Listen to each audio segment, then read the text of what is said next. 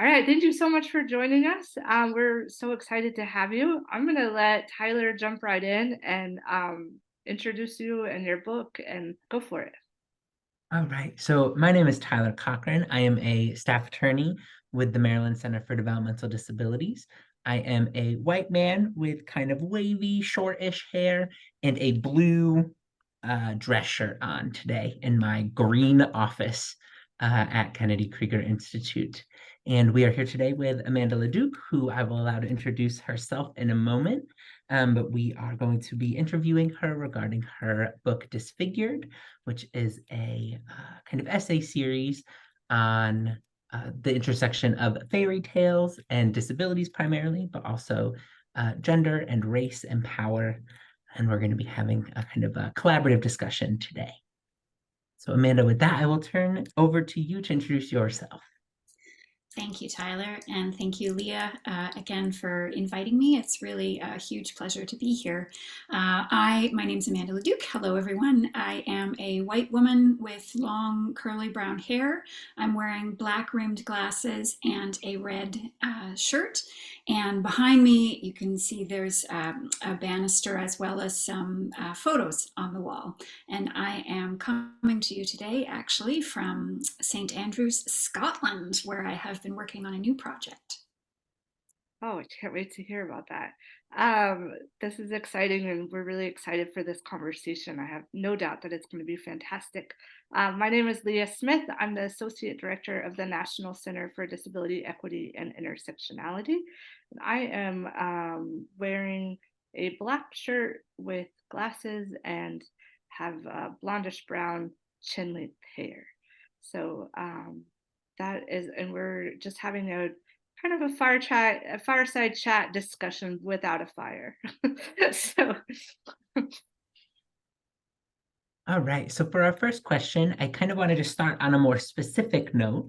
So while reading Disfigured, I was particularly intrigued by the choice you made to weave your kind of personal narrative from your own experiences with cerebral palsy and depression alongside the more academic essay style chapters detailing each individual fairy tale. Can you expand on that decision, kind of what went into making it and what you were hoping to accomplish by weaving those two styles together? Yeah. Great question. So originally, when I started writing Disfigured, I had actually conceived of it primarily as an academic text. I hadn't done a lot of academic writing, but Coach House Books, my publisher, has this series called Exploded Views, which they're shorter, smaller books that look at a kind of a certain element of the world through a cultural criticism lens. And I sort of figured that examination of fairy tales and disability fit quite nicely in that arena. And my whole plan originally was to separate out fairy tales in a kind of regional lens. I wanted to look at Western fairy tales, but I also wanted to look at fairy tales from other regions of the world. And I had this whole outline, and this chapter was going to be about Western fairy tales, and this chapter was going to look at the Thousand and One Nights and these kinds of things. And then I started writing, and almost immediately, right from the very beginning chapter, I started writing these little vignettes about my own story growing up as a child with a disability. I have cerebral palsy. I walk with a limp and have balance issues. I had several surgeries when I was young. And it wasn't really a conscious decision at the beginning to include that. It just kind of sort of started coming out right from the very beginning. And what it told me very quickly was that really what I was doing in Disfigured was actually trying to show how fairy tales had influenced my life as a disabled person, and moving from there to kind of postulate that fairy tales actually have, had a huge influence on many disabled people, not just myself. Of course, I don't want to speak for all disabled people when I say these kinds of things, but it really, as I got further into the book and wrote more and more about it, there were just so many threads of things that I was exploring in fairy tales and disability that connected back to instances of my own life. So it just felt really natural to include them because I wanted to be able to back up, really, in a way. Reading this has a detrimental effect or can have a detrimental effect, it had a detrimental effect on me, and here's the story that goes alongside that. So that's sort of the winding road as to how that came about. That's really cool. Thank you. I think kind of stemming from that, one of the questions I had noted was a lot of the fairy tales that you discussed in the book have kind of a central theme around the curing, quote unquote, air quotes as a visual description of disability as a kind of physical manifestation of often the completion of a character arc of the protagonist. And that kind of shift into the happily ever after end of the story. How did it feel to explore these themes as a writer with disabilities and kind of including your own personal narrative within the piece? It really was kind of revelatory at different points along the way. One of the things that I talk about early in the book is getting the idea for the book. I was on a writer's retreat and I was walking through a forest and using a walking stick more so to help me just kind of navigate the forest ground than any sort of overt way to help me keep my balance. And I started thinking as I was using the stick and as it was helpful for me in the forest that maybe I should use a cane in my day-to-day life. And I was thinking about the forest and how physically it's kind of an inaccessible space, but mentally and sort of emotionally in our stories, the forest has actually been in some ways a very accessible place for disability because there are a lot of disabled characters in the magical forest. And, once I recognized that, I'm walking along in the forest and suddenly being like, oh my gosh, the wicked stepmother and Snow White was disabled and Sleeping Beauty had a disability and the Beast in Beauty and the Beast. Oh my gosh, how is it that, I hadn't seen these things before or thought about these things before.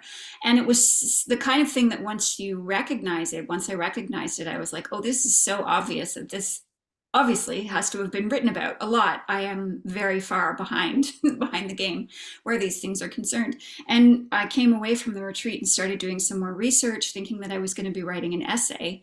And there wasn't actually a lot. There was definitely stuff in the academic realm, but there wasn't a lot in the sort of sweet spot in between space that I was looking for, where I was trying to write an academic-ish book, but actually a book that also spoke to a wider audience who maybe didn't have the kind of fairy tale scholar background or grounding, something that could appeal to people who maybe grew up on Disney fairy tales and had disabilities themselves or knew people in their lives that had disability. So that part of things was it was really as I said, it was really revelatory just to sort of step back and see, oh, okay, I, have seen these fairy tales one way for the large majority of my life. And even though I wasn't overtly cataloging that these fairy tales were necessarily about disability or featured disabled characters, subliminally, I was internalizing a lot of these messages, right? About happy endings always involving beauty in some way, and beauty looked a very particular way when you were reading and looking at fairy tales, particularly as a kid who grew up in the sort of late 80s, early 90s. Like, Disney beauty was a very particular thing for me. And I absolutely internalized those messages. So it was, writing Disfigured, and, I've said this multiple times, it really was a gift from beginning to end. Like it taught me so much, the book, the experience of writing it, over and above the discussion of disability too, just the experience of writing it and recognizing that the book and this research was helping me to see the world in a different way was really quite lovely. And it's been such a continued gift to hear that the book has helped other people see the world in different ways as well. And I really continue to be really grateful for that.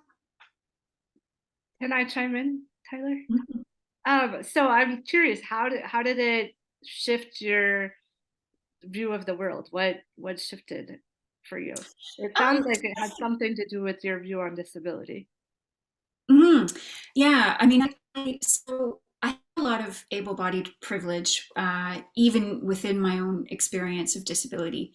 I, can climb stairs, I can run, I can do a lot of things that my people, colleagues and friends who are disabled in different ways maybe don't have access to. And even despite that, I was bullied quite severely as a child. And so I, for a long time, tried to pretend that I wasn't disabled because it's sort of being bullied as a child sort of told me that the world operates in one of two ways. You're either the outcast, you're either the beast, or you're the beauty. You don't get any sort of in between space in these things. And again, subliminally, I carried these messages, even though if someone was to ask me, I'd be like, no, no, equity for all and inclusion for all kind of thing. But inside, I was still expecting that kind of Disney fairy tale. And the Disney fairy tale essentially says the body is the thing that has to change. It's not the world that changes, right? The Little Mermaid is just one example, but Ariel has to literally have a different body in order to get the happiness that she craves at the end of the tale. And I held on to that. I really kind of, no, I'm not disabled because I have access to all of these things that a lot of people don't, so I can't claim that label for myself because it's not fair. And also, I'm not disabled because if I was to acknowledge that I was disabled, that would mean that I would have to travel back to the young kid who was 10 years old and being made fun of on the playground because she walked with a limp. And that was a real process. Again, working through the book, writing through all of that, reckoning with my own internalized ableism and coming out of it and just being like, oh, A, my body is totally fine the way that it is. B, it's actually really special that my body is the way that it is because it has given me a way of moving through the world that is not something that other people necessarily get to experience. And I need to really celebrate that. And then also C, the days when we were expecting the body to change, we shouldn't have been in those days in the first place. Like we always should have been recognizing that the world around us can change to fit a body that doesn't necessarily, subscribe to the box that the world wants it to go in. And, there are lots of examples. Last year, there was an academic paper that came out that was talking about these excavations that they had completed in ancient Greece. And there was this temple that was for healing purposes. And there was a dirt ramp that had been built going into the temple, presumably because many of the people that came to that temple had mobility issues. And again, it's just one example, but I really like to think about that because we have this idea, I think, in wider society and wider culture that disability has always kind of been an aberration, something that only a few people have experienced, and therefore it makes no sense for the wider world to change on behalf of these few people. It means that a lot of people are going to a lot of effort just for a tiny few. When the reality of the matter is that we have always been accommodating disability on some level. And the difference now is in the degree to which we are pushing for those kinds of changes, that kind of wide-ranging change. And I think that's really beautiful, and it has really blown my world wide open.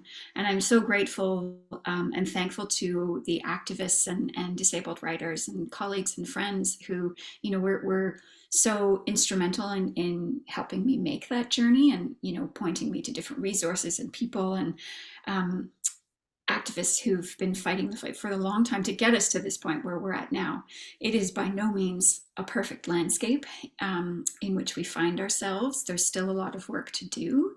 But I think we are, getting to a point where having a temple, for example, that has a ramp built to it is not an anomaly anymore. Like we are understanding that everything can be that temple in a way, right? We can build these kinds of structures physically, we can build these kinds of structures emotionally and socially. We can make space for this. And the magical thing, one of the many magical things about that is, when you make space in this way, more and more people feel comfortable saying, I actually need some of that space. I need to be in here as well. I also have needs that have to be taken care of. And they were afraid to do that before. They couldn't, for whatever reason, say that, they felt like they needed that space as well. They had accommodations that needed to be met. And we are slowly but surely working towards that world. And it's been a really wonderful thing to see, as much as it's also, of course, frustrating, right? Because you want the change to happen instantly. And unfortunately, change never does. That's really amazing to hear your shift in um, perspective, I guess, is the of about disability. Would you say it sounds to me like you shifted to like a disability pride perspective? Would you Mhm. say that? Oh yeah, for sure, for sure. Yeah, that's I There's mean, that's a big jump. it is a big jump, and yet it also felt inevitable. Like there, I talk about this in Disfigured too. There was also a moment where I was walking to work, probably about 4 years ago now, 5 years ago, and I was walking to work one day, and it just kind of hit me like a lightning revelation. And it was this realization that, for my entire life up until that point, I had sort of been arguing with the world and saying, why can't I walk like everybody else? Like that's what I want. Why can't I walk like everybody else? And the little voice that came up suddenly in response just said, it's not that you don't walk like everybody else, it's that nobody else in the world walks the way that you do. So it's that shift from being, oh, I'm on the outside, to I'm actually, there's something about my experience that's unique. There's something about this experience that gives me insight that could maybe be valuable to other people who are perhaps experiencing the same or similar situations, or maybe even not experiencing the same situation, right? Because we can all learn from the perspectives, from different perspectives to ours. Um, and so that has been really, it's been really, really lovely. And it's not, a path that's necessarily easy at times, or indeed all the time, as I'm sure both of you know. But it's worth it. I would not change anything now. Um, I feel like and if you had asked me 15 years ago, 20 years ago, certainly, I probably would have said something quite different. I would have said, I don't want this experience. I would prefer not to have it. And I'm grateful that I have been able to get to a point where I have done a 180 from that, and I'm now saying something entirely different. I just feel like it's enriched my life in ways that I could never have imagined. that's really cool. And I think the key that I hear over and over again is like that sense of understanding the community that's involved in it. And that this is, that there is a larger community of activists, and, but not just activists, that, people visiting a temple, or whoever it is that is part of our community and our world, that have that same basic understanding of disability. I did a project once, it's probably been a decade now, but looking at disability pride and how does Mhm. somebody get disability pride, and so part of the project was to go and interview all of the big names in disability, and the leaders, the policy people, all the people, and ask them, how did you get disability pride? And I was amazed at every single one of them came back and said, I don't have that. I can't talk to you about that. I can't, like, once I get there, I'll tell you. And I think that's the interesting thing about it. And that was what I learned, is it's not a destination. We're all evolving, and we're all learning and growing in our disability identity. So yeah, it's great to hear your story about that. And I think this is one of the kind of key things explored in Disfigure is what does it do to generations of kids who are disabled, who need to grapple with this reality that in their stories, the protagonists who are disabled become quote unquote cured by the end of the book, while the villains, the kind of Baba Yaga in the hut in the woods, she stays disabled or Yeah. monstrous in her kind of depiction. And I think one of the particular areas that I noticed an exploration of that I thought was interesting was kind of the intersection of disability and gender and power that show up in so many of these stories. One of the things that you explore in detail is kind of the conception of characters like Malevolence, who are Maleficent, who is kind of this figure who embodies this kind of sensual power, Mhm. archetypically with that we associate with femininity, um, and how that is then demonized. And this is kind of the one way we can envision archetypically women wielding power, but then that power is used in ways that are selfish and that tear down, especially other, often younger women. How do you feel gender, disability, and power interact in the stories that you wrote about and Disfigured, and also in kind of stories we tell today? Mm. Um, I mean, gender is such an interesting, evolving question, right? Like it is something that is continually changing, and our perceptions of it are changing. I think a lot about Maleficent, and I also think a lot about Ursula in The Little Mermaid. She's such an iconic character for me because when I was a child, I wanted to be Ariel, full stop. Like there was no, I was full on the Ariel train. There was no, Ursula bandwagon or like secretly cheering, the cult following for Ursula. That came a lot later.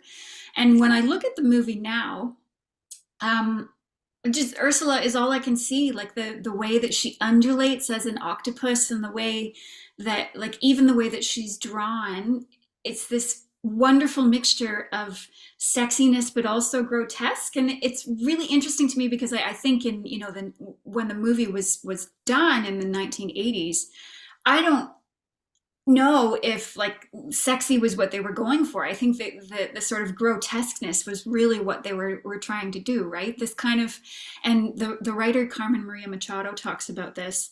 There's also a kind of queer coding, right? And it's not a coincidence that Ursula is very much a queer symbol, like a symbol of queer power, because her body is outside of the norm, right? Like she's within the film itself, it's outside of the norm. You don't see any other octopuses like Ursula. You see these tiny, skinny little mermaids and mermen.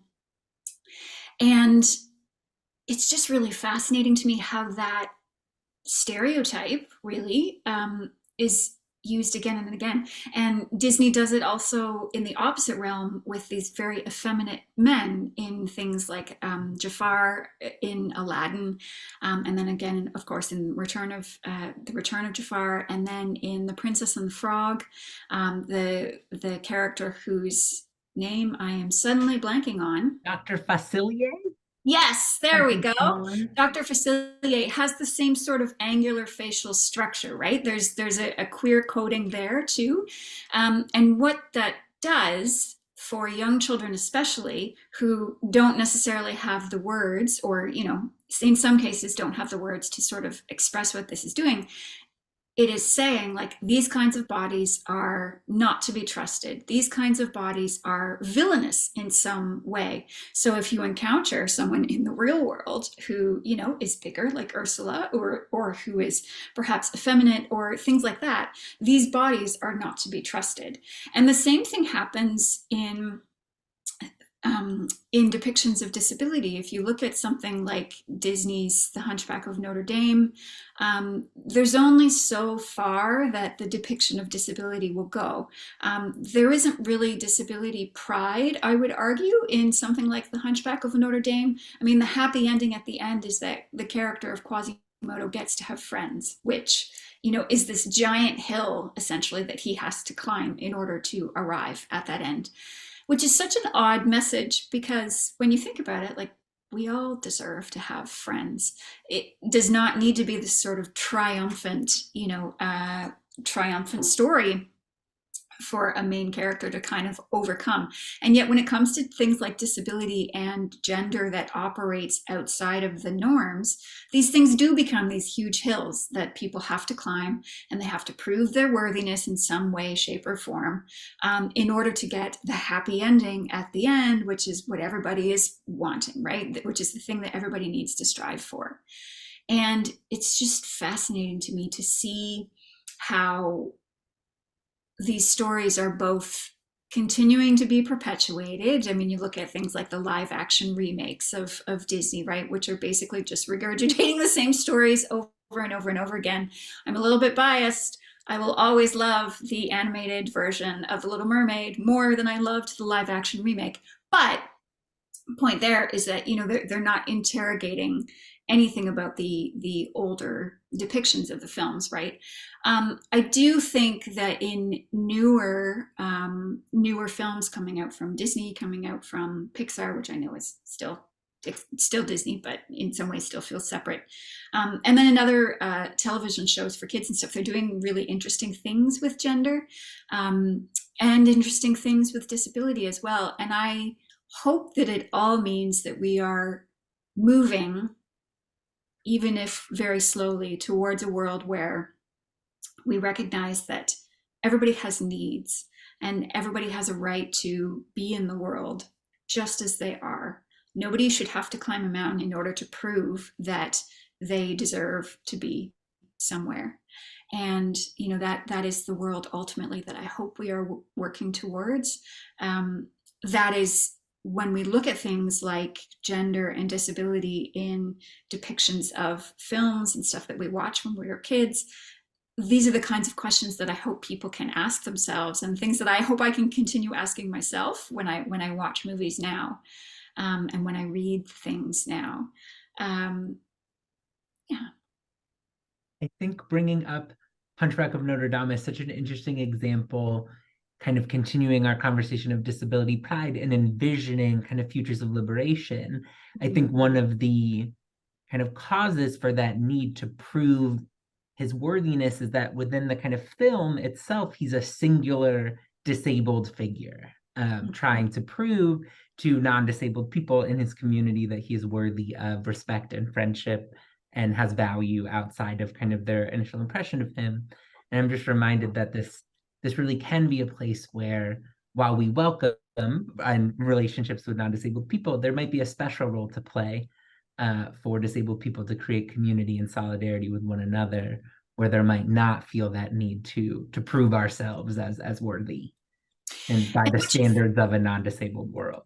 Yeah, which is such a fascinating and thorny thing to walk through, right? Thing to move through, because I think it's also true that in the disability community in particular, we've been dealing with scraps for so long, that it can be really, really hard to try and look at things from a lens of abundance, right? And this idea of opening community to all, and allowing space for differing viewpoints within that community, allowing space for differing needs that perhaps there are conflicting access needs in a particular situation, right? These are difficult problems, but they're also wonderful problems in a way, because we've never been in situations where there have been so many of us trying to work towards a common aim.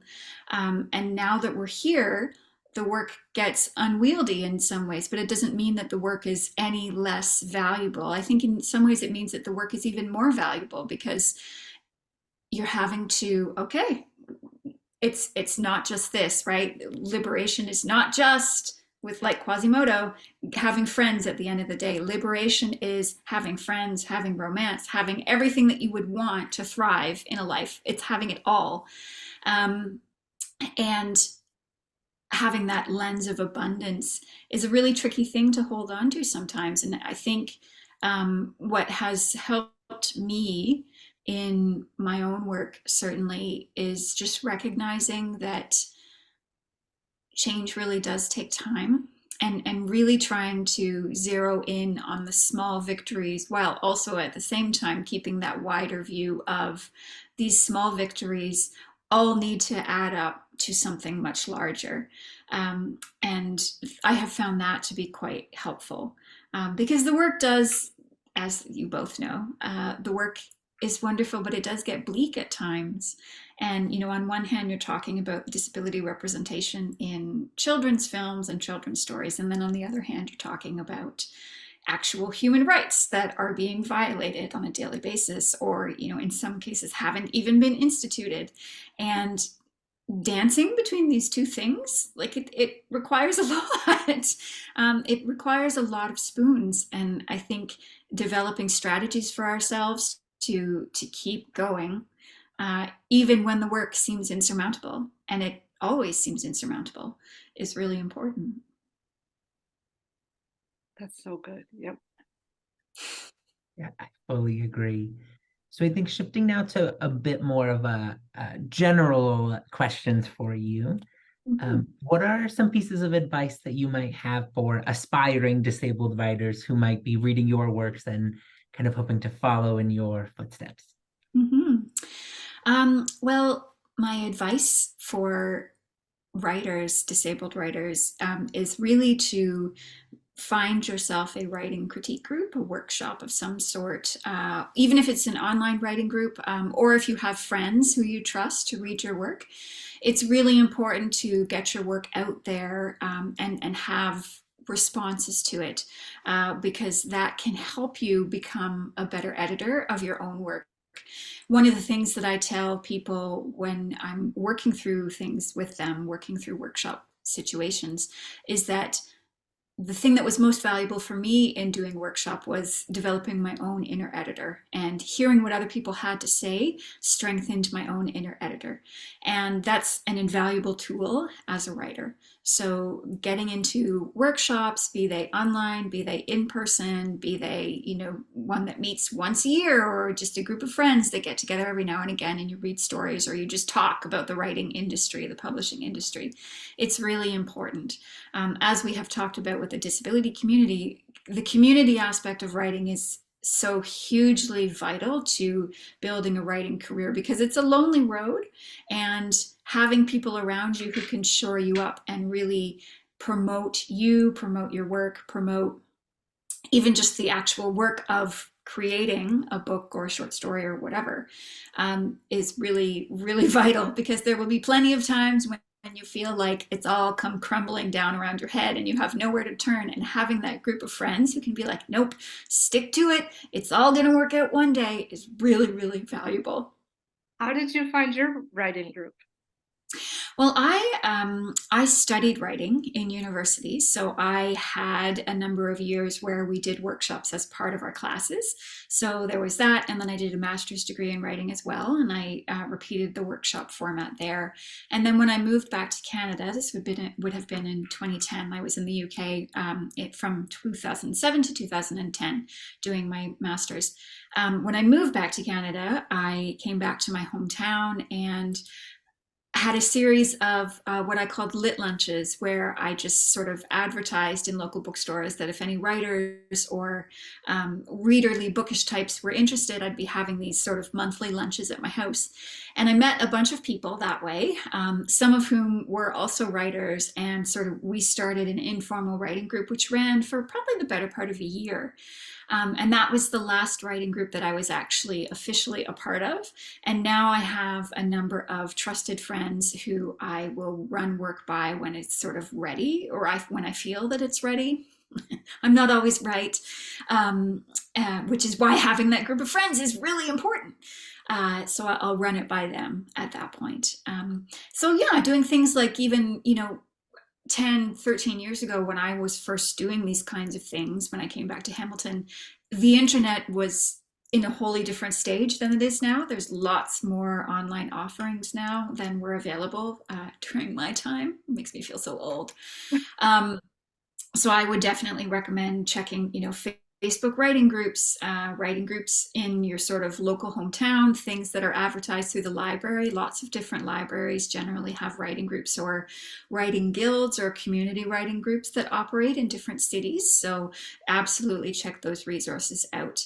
Another great resource, if you're an up and coming writer, or someone who's looking to get into writing, or someone who's been writing for a long time and is just really trying to get your work out there, is to check the Writer in Residence program. If you have a local university, or your local library may be running Writer in Residence programs, and those programs pay a visiting writer, someone who works as a writer, to come in and give consults to people. So I did that in Hamilton last year, my hometown in Ontario. I worked as a writer in residence for a year, and it's usually a free resource that people can make use of. So absolutely search, those opportunities out. That's awesome. Those are really incredible resources. I'm again reminded your answers are so oriented around finding community, finding people who think like you and value the perspectives that you're bringing to work. And it's just clear in my mind how in juxtaposition your answers are to this cultural idea we have of the kind of brilliant writer in solitary, locked in their study for months on end with very little contact with the outside world. And it's just clear to me that your kind of creative process is much more oriented around finding community with others and those who value what you're trying to do. It's true. It's also ironic because I say this in my little bachelor apartment that I'm staying in right now in Scotland, where I have come on my own for 2 months to do work on a new book. But it is very much, it's a balance, right? And I'm definitely getting stir crazy at this point. I'm like, okay, I sort of need to be back amongst people and like talking to other human beings, not just to the human beings that I've made up inside of my own head. But I think part of your growth as a writer is understanding that process, right? And how that works for you. I have friends who do not do the solitary writer in their sort of attic apartment at all. Like they're very much, always going out and they're working in coffee shops, they're working in writing groups, they're sort of working in collaborative mediums. I have friends who work and write for TV, right? Because it's very much more of a collaboration kind of thing than doing the solitary work of writing a novel. And so much of your writing journey is just figuring out what works for you. And what works for you is not going to work for everybody else. And that's okay. I think it can be really, and I still struggle with this, it can be really hard sometimes to see the path of writer X who, is maybe your neighbor or a rival or someone who lives in your hometown and has, gotten some success in writing in whatever way. It can be hard to look at that and say, oh, that person has done it. I need to do it just like them. And it's not true. You need to find what works for you. You need to find the creative work that makes your heart sing. It sounds like a cliche, but it's absolutely true, because at the end of the day, that's the only thing that you have to come back to. Writing is one thing, and publishing your work out in the world is entirely a different thing. Publishing can be quite scary, it can be quite lonely, and it's also very unpredictable, right? You can put years of your life into creating a work, and it gets published and it goes out into the world, and then it just kind of sinks or disappears. Or you put your work out into the world and it sinks for a little while, and then something random happens and it goes viral, or it gets made into a movie, and all of a sudden there's this success attached to it. There is really no way to guarantee what happens to your work once it's out in the world. The only thing that you have control over as a writer are those moments when you're sitting in front of your computer and something that didn't exist before is coming out into the world as a result of what you're doing. And so my focus to other writers is always to say, focus on those things that you do have control over. Focus on the writing, focus on building a community for yourself that will be there regardless of what the writing does, because those are the things that will carry you through at the end of the day. Do you have any guidance around publishing? I know that is a whole kind of can be a grueling experience, especially for people who are kind of going through that process for the first time. I was wondering if you had any guidance on navigating what options there are, how to choose the right one for you. Yes. So when I started, and again, I started publishing work professionally almost 25 years ago now, so it was a different time, different age, but my trajectory essentially was publish in small publications first, and the more small publications you have, the better you sort of sound as a kind of product. I know that sounds silly, but when you're pitching yourself to an agent, or if you have a book that you're trying to sell to a publisher, essentially what you're trying to do is sell them a product. So you want to make that product as attractive as possible. You want to essentially say, I have this kind of built-in audience because I've published in all of these other literary magazines. And so if you buy this book, there's a good chance that these people will probably also read it or buy it or things like that. And I think the same sort of principle still applies, even though the landscape is a bit different now. There's a lot more online literary magazines. There's a lot more sort of online publication of stuff. The self-publishing platforms are much more sophisticated now than they used to be, and they're absolutely a viable option. But interestingly, I think the focus on community still holds true here too, because certainly if you're trying to publish in a wider framework. If you're trying to go to a larger publisher, if you're trying to find an agent, they're still looking for those same things. They're looking for people who can cater to a particular market, and that doesn't need to be like a specific science fiction or fantasy market or mystery or whatever. You can be writing strange, weird, wonderful stories. I write strange, weird, hopefully wonderful stories all the time. But I have, over these last 2 decades, managed to build an audience that will reliably come back to my work. So hopefully the next time my agent takes a project of mine to my publisher, that is what my publisher will be thinking when they hopefully say, yes, we will publish this.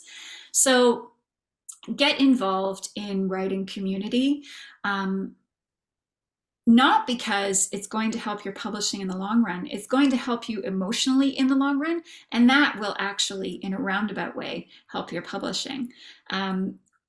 Write, volunteer for a literary magazine, be it online, be it in person, be it a print journal.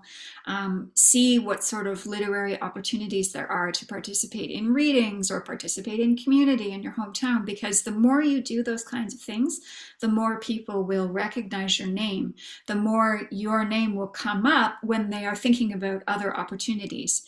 And that slow work of building community and building sort of networks. I hate the term networking. I much prefer community here because, again, ultimately, you're not doing these things because you want to publish. You're doing these things because you want to build a writing life. And if you build a writing life, you will get published. And you'll also have a lot of emotional happiness in the meantime, which, I'm big on emotional happiness. I think everybody should be shooting for it on some level. Absolutely. Absolutely. Thank you. I do have one question that I will not forgive myself if I don't ask. So I am a huge, huge X-Men fan. So my heart was glowing when I saw your examination of kind of contemporary comics as fairy tales in their own right in kind of a contemporary setting. So I was wondering, how is it different, if at all, to think through your examination of fairy tales that have been told largely through oral tradition for hundreds of years versus stories that kind of have discrete beginnings within the last kind of 50 years? That's a great question. I think I should probably preface my answer by sort of underlining that the treatment of comic books in Disfigured, it really did feel like it was one chapter. I don't want to call myself a comic book expert in any way, because I'm not.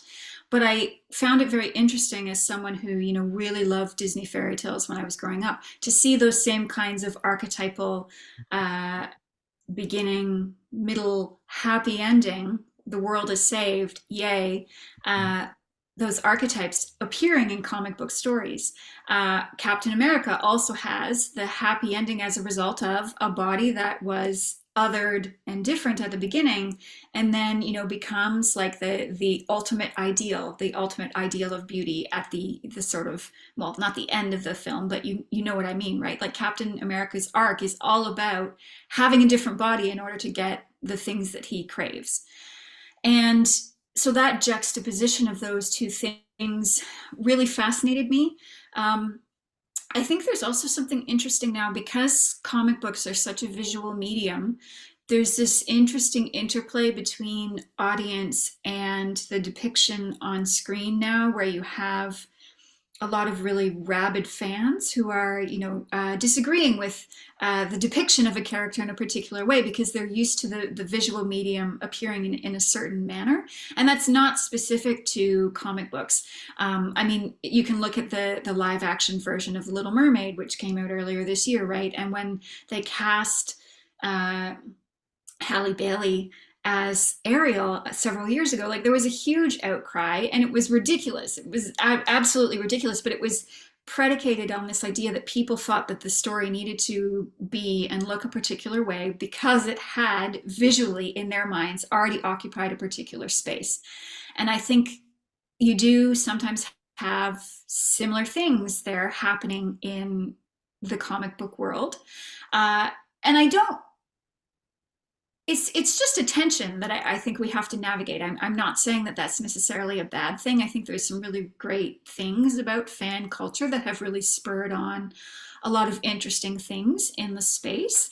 But I think maybe because fairy tales were an oral medium and then a literary medium as opposed to a visual medium for so long, there's more of a sense that the stories are a little bit more malleable than they are certainly in a visual sense in the comic book world. But maybe not. Again, I'm not a comic book scholar, so a lot of this is just kind of like going off on these wonderful little rabbit holes, which I love doing. What do you think, Tyler? Oh, I was just pleasantly surprised to get to that chapter right at the end of the book. I Okay. definitely agree. When kind of going through the book, it's actually one of the things I was thinking of is particularly the X-Men are one of the kind of properties that you were discussing in the book, and how they're, as mutants, their kind of central feature is that otherness. Mm. And then kind of finding that solidarity and community with one another. And also kind of some of the tensions we discussed before, kind of within a community, whether it be the disability community or the mutant community in the comic Mm. books, kind of between the X-Men who feel that they have a role in kind of a particular role they want to play in an outward facing towards non-mutant or non-disabled society, versus some other mutants who kind of feel like that is not my business. Like they can fend for themselves out there. Like we're gonna look out for us. They discriminate against us. They hate us. We don't feel like we have a moral weight. So I felt like some of the kind of underlying moral tensions as well as the underlying Mm. tropes kind of are replicated along this kind of long oral history going from Greek and Babylonian mythology to kind of European folk tales to now US and global based comics in the last 50 years or so. Yeah, you're absolutely right there because there certainly isn't the sense of community amongst fairy tales, right? Like it's not like they're a medium that you're ever really. I mean, the only exception I think is kind of the Disney princess franchise, right? Where's this whole other universe where the princesses are kind of like collaborating and in conversation with one another, but So it's generic pink outside of. background. Yeah. It's outside of the stories that they occupy. So there isn't that sense of community in fairy tales, right? Like there is always this otherness to fairy tales, this kind of individual triumph, or individual failure, as the case may be. Whereas with comic books, certainly with the wider sort of the Marvel universe and the DC universe. Like there is definitely that community feel, and it's interesting, right? As you say, like that you have the more radical voices on one end, and then the more moderate voices in the middle, and it really speaks to a lot of the tensions that play out in the disability community itself, too, right? As you say, um, you have that kind of push and pull between people who are like, we need liberation, we need liberation now. And then people in the middle who are saying, well, yes, but there's a lot of groundwork that has to go into that liberation. Um, and it's tricky.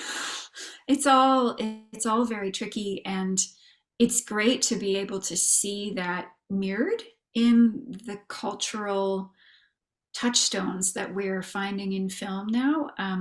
I know if I was growing up today as a disabled child, I think I would have quite a different experience than I did growing up. And I was quite lucky. Like despite being bullied in school and despite all of the baggage and the sort of trauma really that I had to reckon with and go through to work through that, I was quite privileged and still am in many ways in my experience of disability, and certainly my experience of being in hospital and dealing with the medical establishment. I've been very lucky where all of that is concerned, and very privileged.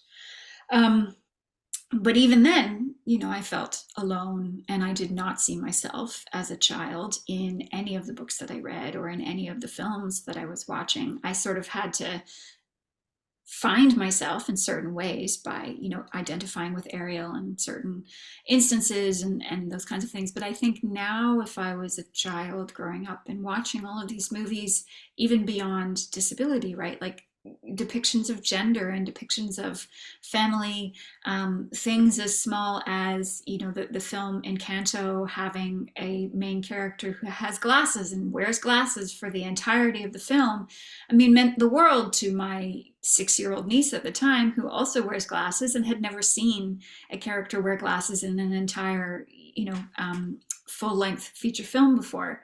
All of these things matter a lot. And I think children who are growing up with disabilities now are coming into a much softer world than I did, and many of my colleagues, and I'm sure many of you watching will agree.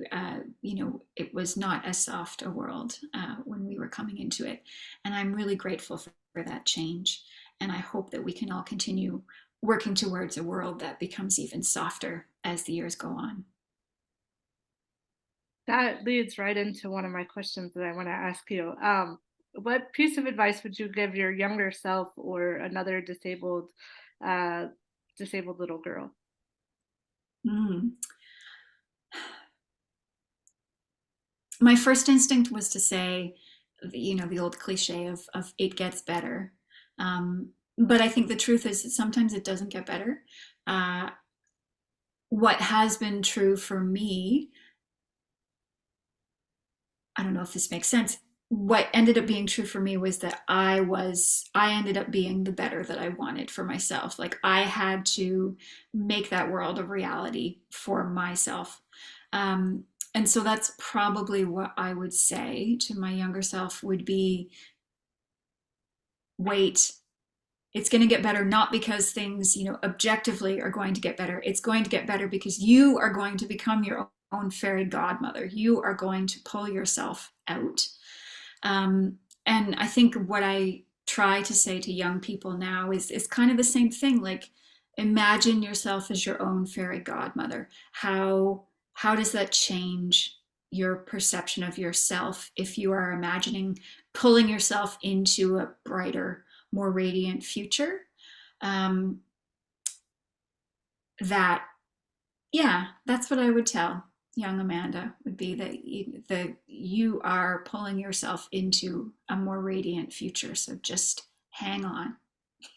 That's awesome. And I think looking to that radiant future we're all creating for ourselves, are there any projects you're currently working on that you want to make sure we take a few minutes to discuss here at the end? Hmm.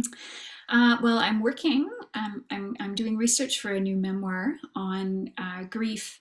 My best friend passed away at the end of 2019 from breast cancer, and we met in Scotland, in St Andrews at university about 16 years ago.